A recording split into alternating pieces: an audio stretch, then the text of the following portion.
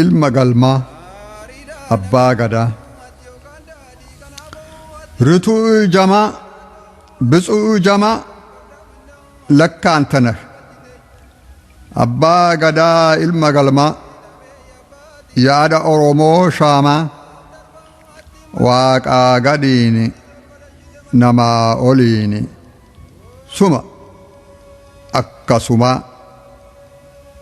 የተሰኘው እንደ አክሱማ የተባልከው ፍጹም ጀማ ለካ አንተ ነህ ያይ ብያ አባ ቃሉ ቃሉ የማይቀለበስ ቃሉ ለካ አንተ ነህ ዘሞ ፊ ጃለተምቱ ዝራወጡ ተከኝ በገነጋን ወልት ዴብን ሀር ቆጴ ድንቅሲሳ ስርነ ቡልቺን ሰውመተ ኦሮሞ ወጎተን ዲቦተን ደርበን ቱረ kan jireenyaaf dimokiraatawaa kan haqa walqixxummaa fi nagaa dhalootaadhaaf dhalootaan eegaa ture sirna gadaa kan ilaallu ta'a. Angafaa seerotaa muummee qaroominaa jalqabaa deemtotaa fiixee namoominaa weeddisiin hamba'u keessa qaroominni gadaa hin ga'u takkasinni. Amma xumura qophii keenyaatti nu faana turaan maarree affeerraa keenya gaansutiin akkamitti sirni durii kun saba guddaa Afrikaa keessaa tokko akka qajeelchee fi har'a maal akka bu'aa qabus kan ilaallu ta'a. Chaanaalii keenya subscribe gochuudhaan akkamoo viidiyoon nuti gadhiifnu isiniin dabarree fi mallattoo bilbilichaa tuquun maatii sagalee kitaabaa ta'aa isiniin jenna. Ati waaqi ardaa, waaqi abbaa, kamee bokkoo, jibbee dhugoo, kagarba annoo, waaqi guji gurraachaati nu dhagaye. Dhageettu nu awwaad, ta oli nu hanqaad, ta gadi nu hanqaad, ta dalla lamaanii achumaan nu hanqaad.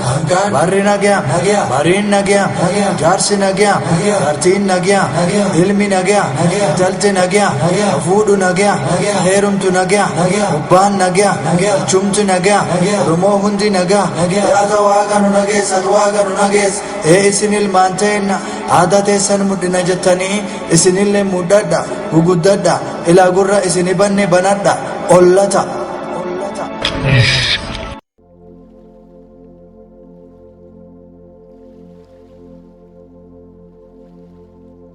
Kabajamtoota daawwattoota keenya mee sirni gadaa maal akka fakkaatu xiqqoo ilaalu. Sirni gadaa siyaasa qofa miti. Karaa hawaasni itti ijaaramudha. Sirna hoggansa waggaa 8 jijjiirratu. Namni tokko yookiin hogganaan tokko bara dheeraa aangoo irra turuu akka hin dandeenyes kan itti mirkanaa'udha. Mee sirna gadaa 5 isin beektan uummanni beeku umrii 8 adda beekanaa ilaallu.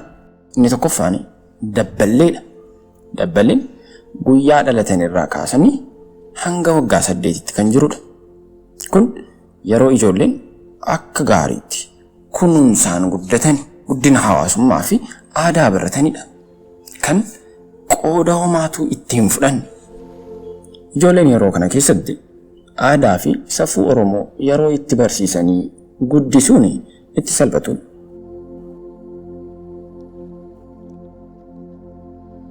Inni lammataa foollee yookiin gaammeedha. Gaammeen waggaa 8 hanga 16 kan jirudha. Dargaggoonni umrii kana keessatti hojii hawaasummaa salphaa keessattis qooda isaanii fudhachuu kan jalqabanidha. Garuu ammas taanaan ijoolleen umrii kana keessatti argaman ogummaa hogganaa gara fuulduraatiif itti deeman sanaatiif barachuuf qophaa'aa kan jiran qofaa ta'uu isaaniidha.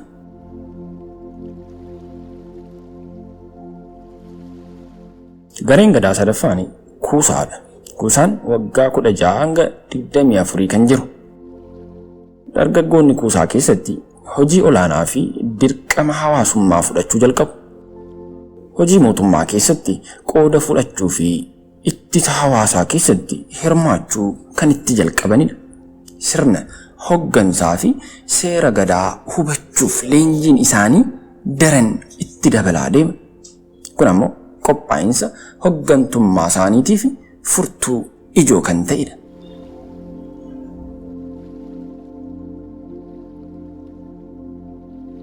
Mee garee gadaa afuraffaa haa ilaallu. Gareen gadaa afuraffaa Raabaa Dooriidha.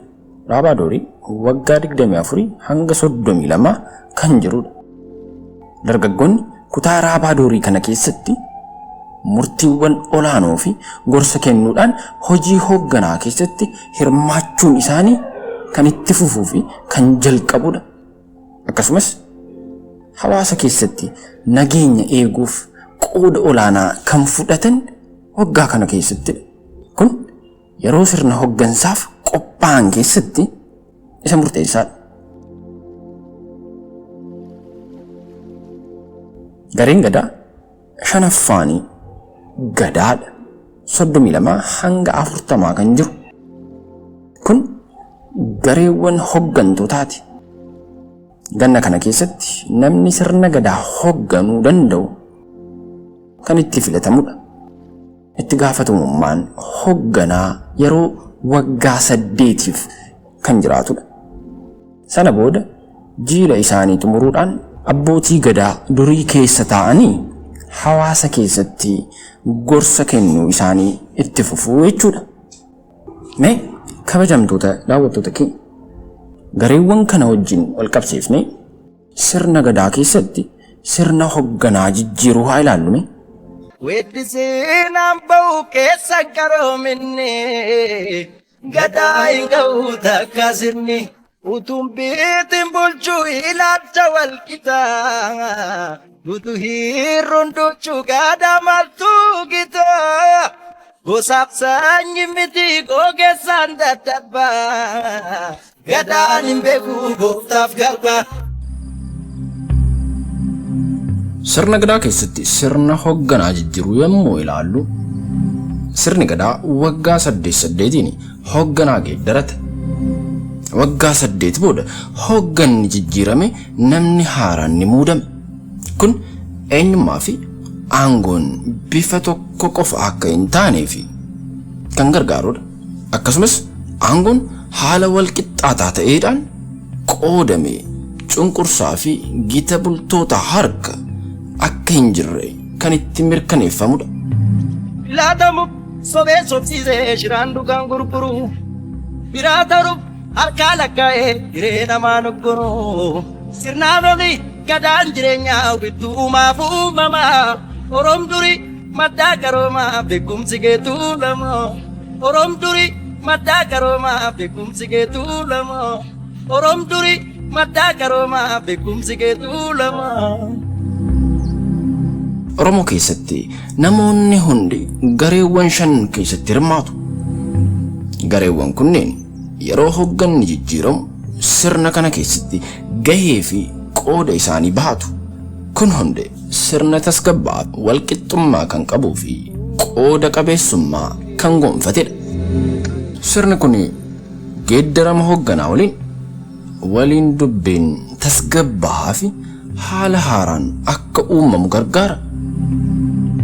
Hoogganni haaraan gorsaa fi barnoota abbootii duraanii irraa argachuudhaan hojii isaanii itti fufanii dhaloota haaraadhaaf carraa kennu. Angafaa seerota muummee qaroominaa jalqabaa deemtoota fiixee namoominaa weddisiin hamba'u keessa qaroominni gadaa hin ga'u takka sirni. Mee kabajamtoota daawwattoota keenya dubbii kana wajjin wal qabsiifnee filannoo abbaa gadaa yookiin hoogganaa ilaalla. Abbaan gadaa namoota waggaa gadaa keessa jiran keessaa kan filatamudha. Kanneen waggaa 32 hanga 40 keessa jiran jechuudha. Filannoon kun sirna aadaa fi hawaasa Oromoo keessatti beekamaa fi kabajamaadha.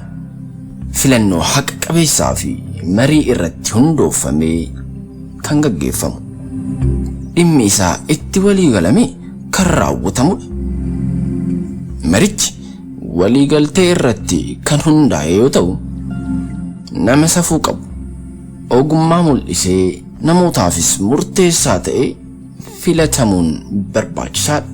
Angafaa seerota muummee qaroominaa jalqabaa deemtota fiixee namoomina weeddisiin hamba'u keessa qaroominni gadaa hin ga'u takka sirni. Abbaan gadaa kun nama walii galtee uummataa qabuu fi fudhatama qaban ta'uu qaba.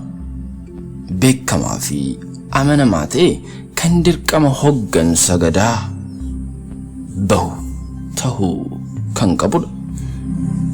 Filannoon kun bakka iddoo adda ta'e akkuma aadaa Oromoo Odaa jalatti gaggeeffama. Kunis yeroo namoonni itti amanan dhugaatti abbaa gadaa sirna addaa fi kabajamaa keessatti filachuu agarsiisa. Kun immoo bu'aa fi cimina sirna gadaa kan mul'isudha. Weeddisiin hamba'u keessa qaroominni gadaa hin ga'u takka sirni utuun biitiin bulchuu ilaalcha walqitaa dudu hirruun duchuu gadaa maltuu gitaa gosaaf sanyii miti gogeessaan dadhabbaa gadaan hin beeku gooftaaf galbaa. Maarree abbaa gadaa hogganaa filachuu qofa osoo hin taane akkamitti to'annoo fi qajeelfamni hogganaa check and balance inni jennu suni dhaabbachuu danda'a. Mee abbaan gadaa tokko murtii sirrii hin taane yoo murteesse maal ta'a? Maaltu uumamuu danda'a? Amma xumuraatti nu wajjin turaa.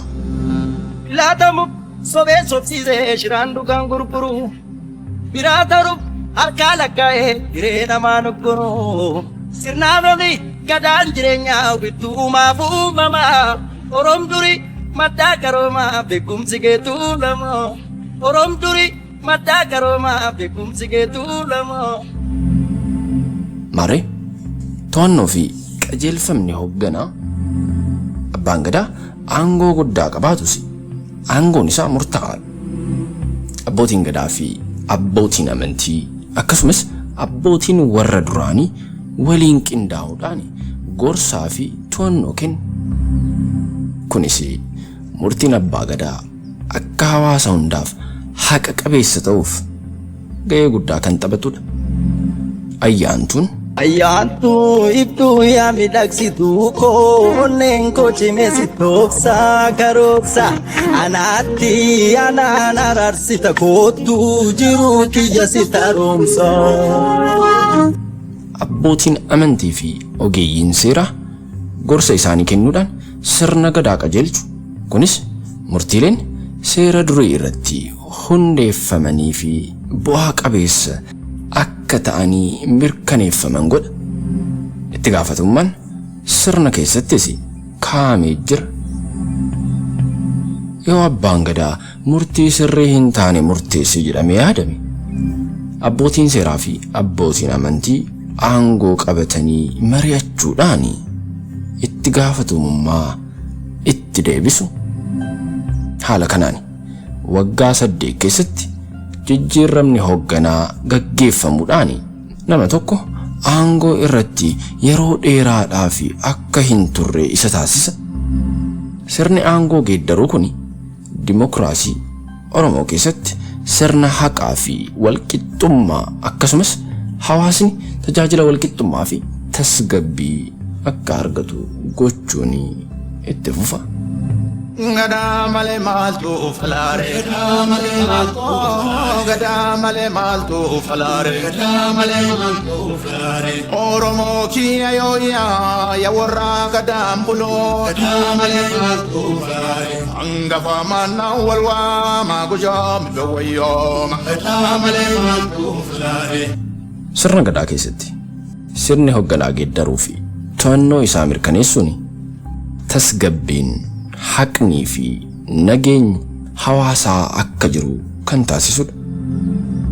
Gahee abbaa gadaa kanneen gorsanii fi ogummaa irratti hundaa'uudhaan hojii jalqabsiisuun sirna kana keessatti haqa qabeessa ta'uu isaa kan mirkaneessudha. Sirni kun rakkoo hiikuu fi lammiilee walitti bu'iinsa irraa fageessuudhaaf akkasumas immoo nagaa fi tasgabbii hawaasaa keessatti uumuudhaaf bu'uura cimaadha. Oromummaan miidhagummaadha. Aadaa sabee kun waan guddaadha. Hooqasaa ibsuun namummaadha. Of wallaaluun garbummaadha. Akka iddaalooti baalli dhangaggo. Akka iddaalooti baalli dhangaggo. Jedhe ijoolleen biyyaa magaalli qalloo. Nuti saadaa qabna maaliif booddee taphna ol qabannee yaana jedha Oromoon. Oromummaan miidhagummaadha. Aadaa sabee kun waan guddaadha.